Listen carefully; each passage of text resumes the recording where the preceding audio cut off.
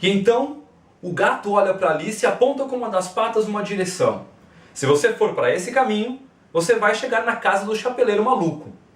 Se você for para esse caminho, você vai chegar até a casa da lebre de março.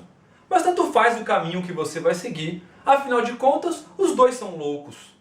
E Alice respondeu: eu não gosto de andar com gente louca. E o gato disse: você não tem como evitar. Todos nós somos loucos. Eu sou louco, você é louca. E Alice respondeu prontamente: eu não sou louca. E o gato, sorrindo, disse: claro que é. Se você não fosse, você não estaria aqui. E é desse ponto que nós começamos o Geek História, na loucura de Lewis Carroll em Alice, o País das Maravilhas. O Geek História começa agora.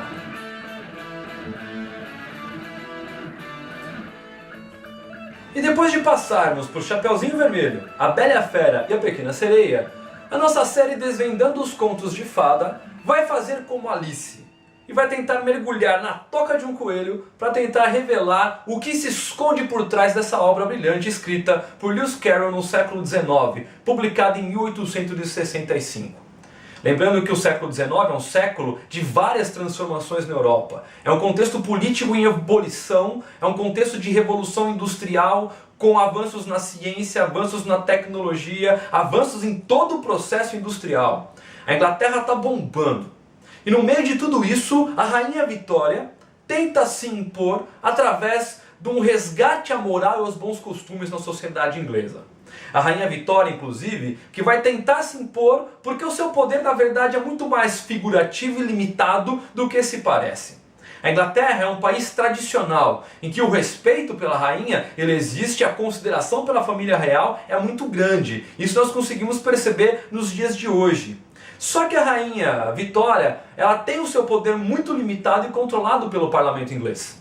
Então, no meio de todo esse contexto, Lewis Carroll tenta, através da sua obra, criticar essa nova sociedade inglesa que começa a surgir a partir desse momento no século XIX. Nós temos ali autores como Charles Darwin, autores, pesquisadores, como Darwin, escrevendo a evolução das espécies.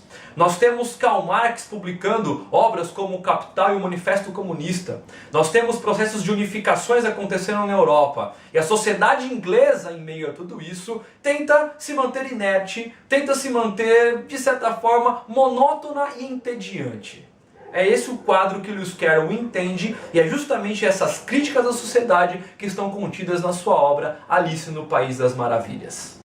A partir da fantasia, a crítica contra essa sociedade inglesa, em que faz com que o seu indivíduo se sinta completamente sufocado. É um sufoco porque ele trabalha o tempo inteiro, é sufoco porque tem a pressão da família real, da rainha, a literatura moralizante da época, e esse indivíduo não consegue ser ele mesmo. Com isso, ele começa a mostrar na história uma Alice totalmente entediada. Uma Alice que vive oprimida pela sociedade, que vive aborrecida por essa sociedade e que faz com que ela, caminhando, se depare com um coelho branco completamente atrasado, correndo e que mergulha em uma toca. Alice, movida pela curiosidade para tentar sair um pouco dessa monotonia, resolve encarar esse desafio e ela mergulha naquela toca indo em busca de algo que ela não sabe o que é, mas com certeza algo que a tire daquele estado de tédio e que a faça se sentir um pouco mais livre, e é justamente isso que o País das Maravilhas propõe: liberdade.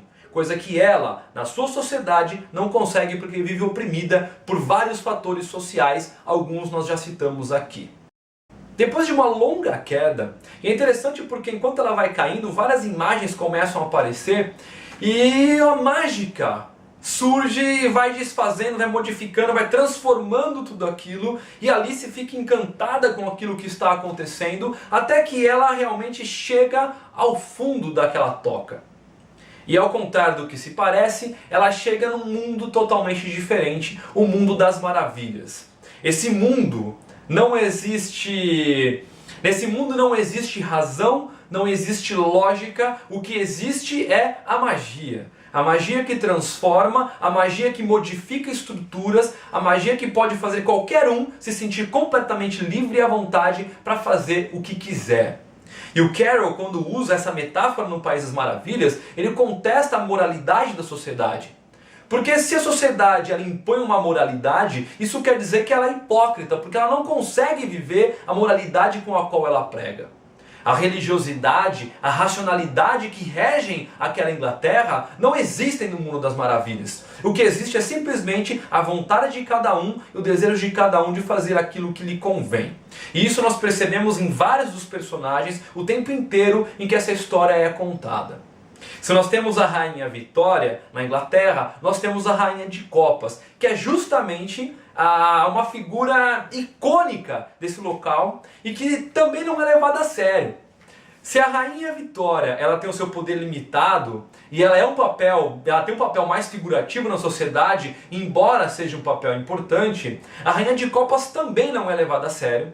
A Rainha de Copas também tem o seu poder limitado, mas as pessoas gostam da Rainha de Copas. E é interessante porque ao longo da história ela não é levada a sério e nós conseguimos ver, por exemplo, que ela grita o tempo inteiro: cortem a cabeça, arranca a cabeça, e ninguém faz nada. O Grifo, um dos personagens, inclusive, ele fala sobre isso. Ele fala: olha, isso tudo é uma loucura, ninguém leva ela a sério. Ou seja, ela pode falar o que ela quiser, ela pode determinar o que ela quiser, ela pode escrever o decreto que ela quiser, ninguém está nem aí para ela. E aí fica um paralelo muito interessante com o que acontecia no reinado da Rainha Vitória. Mas se por um lado ninguém leva a rainha a sério, ela é temida, assim como a Rainha Vitória era temida. Alice, quando chega naquele local e ela se depara com a rainha, e o clima entre ela e a rainha é muito tenso na maior parte da história, o Carroll tenta demonstrar a importância que o povo tem diante de uma rainha que é completamente desequilibrada, mas o povo deveria ter uma voz ativa. Quando Alice enfrenta a rainha, ela enfrenta o sistema. Ela representa ali mais ou menos uma vontade de afrontar o poder que todo membro que faz parte da realeza não consegue perceber, mas que o povo que sofre as consequências de tudo aquilo que vem de cima, tem vontade de fazer: peitar a rainha, peitar o primeiro-ministro, peitar o parlamento inglês. E Alice faz isso, ela se confronta com a Rainha de Copas. Só que no fundo, toda essa história acaba se perdendo, porque no clímax, a Alice ela acorda. E ela acorda e ela fala: nossa, que sonho real! Mas é uma realidade falsa. A realidade que ela se encontra, na verdade, é a mesma. Isso mostra um pouco dessa vontade do povo que aspira por uma vida nova, que aspira por melhores condições de vida que a sociedade até propõe, mas que não consegue satisfazê-lo. E isso é interessante porque ao longo de toda a história do Lewis Carroll isso acontece, e ao longo de todo o século XIX na Inglaterra isso está acontecendo. Aliás, se nós quisermos pensar nessa ideia do povo afrontar o poder, nós vimos várias histórias no século XIX, no século XX até agora no século XXI. E essa afronta, na maioria das vezes, não resultam em nada. Então Lewis Carroll carrega um pouco desse contexto político e essa crítica da sociedade da Rainha Vitória, a sociedade da Inglaterra vitoriana, dentro do seu livro Alice no País das Maravilhas. Mas não é só isso. O livro ele conta com uma série de personagens que fazem parte de um contexto interessante em que a sociedade inglesa está mergulhada. O próprio Lewis Carroll ele é acusado de escrever esse livro completamente louco. Porque se você parar para analisar a estrutura da obra dele, realmente você vai falar: esse cara escreveu completamente chapado, louco, drogado. Inclusive algumas acusações dizem que o Lewis Carroll escreveu completamente louco pela LSD. Só que numa análise literária muito fina da obra, não se encontra nenhum resquício de loucura, nenhuma possibilidade talvez aí de que o Lewis Carroll estivesse drogado para escrever aquilo, e muito menos o LSD, que é uma droga que vai surgir só no século XX. Então são alguns mitos que surgem e confrontam essa obra, quando na verdade ela vai fazer algumas menções talvez ao uso do ópio, que era uma droga muito utilizada no século XIX na Inglaterra. Você percebe isso na cena da lagarta. Tem uma lagarta completamente chapada, loucona, que fala devagar, que viaja o tempo inteiro fumando um narguilé. Essa expressão mostra um pouco desse uso das drogas ou desse uso do ópio em demasia na sociedade inglesa. Isso é visto ali e isso é visto em outras obras clássicas do século XIX, algumas delas inclusive do Arthur Conan Doyle, quando ele fala sobre o Sherlock Holmes. Então essa figura da lagarta faz um pouco desse paralelo com a questão ao uso da droga, que era um dos subterfúgios que essa população inglesa acabava encontrando para conseguir dar um relax e esquecer da opressão em que eles acabavam mergulhados por conta de todo o clima que existia na Inglaterra ao longo desse período. Se nós temos a lagarta fazendo um pouco dessa alusão com relação às drogas, nós temos um pouco da loucura da sociedade inglesa quando nós vemos o coelho. Todas as vezes que o coelho aparece com aquele seu relógio, ele está atrasado, ele tem que sair correndo, porque a sociedade não para, a Inglaterra não para.